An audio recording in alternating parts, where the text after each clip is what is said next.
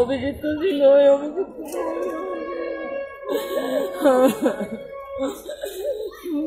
আপনার ছেলে কি করতো? ছাত্র ছেলে।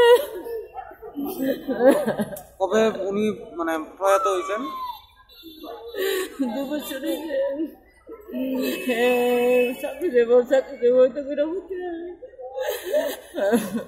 2 বছরের ছেলে দেখছো নি।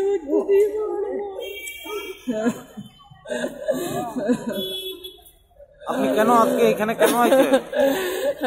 ভূতের ভোর নাতি নাতিনের ভাত খাবো কি করে ভাতের লেগে আইছে।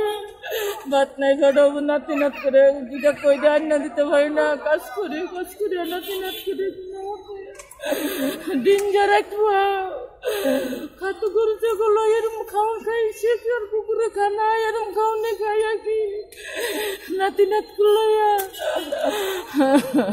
আপনি সরকারের কাছে কি আবেদন করবেন? আমার ছেলে বড় একটা চাকরি দিবার লেগে নাতিন একটু ভাত খাইয়া বাঁচতে পারে। আমি কি আর বাঁচম?